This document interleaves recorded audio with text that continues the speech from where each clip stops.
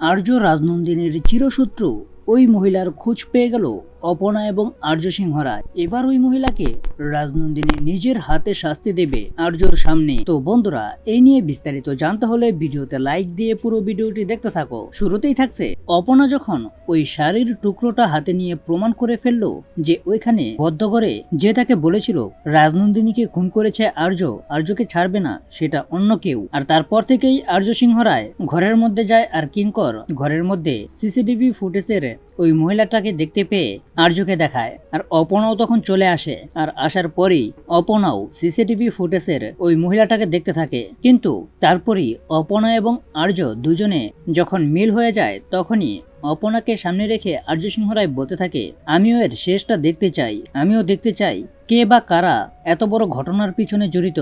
এবার আমি ওদের হাতে নাতে ধরবো।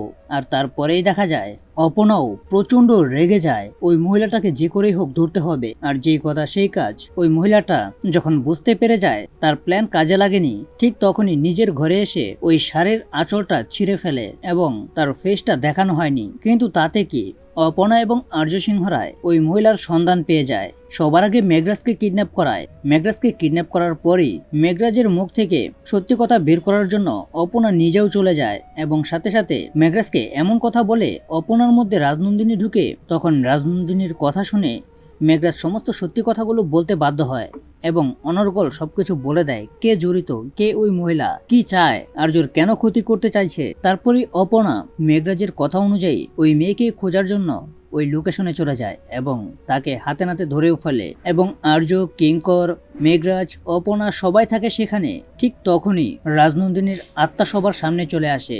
সবার সামনে বলতে গেলে অপনার সামনে আসে। আর অপনার মাধ্যমে রাজনন্দিনী যাদেরকে উচিত শিক্ষা দিতে চাইছে তাদেরকে দেখা দেয়, যেখানে আর্য রাজনন্দিনীকে দেখতে পায় না, কিঙ্করও দেখতে পায় না, কিন্তু অপনা এবং খুনিরা দেখতে পায়। তো বন্ধুরা, এই নিয়ে তোমাদের মূল্যবান মতামত কমেন্ট করো। আর এরকম নিত্য নতুন সিরিয়ালের আপডেট পেতে এখনই চ্যানেলটা সাবস্ক্রাইব করো।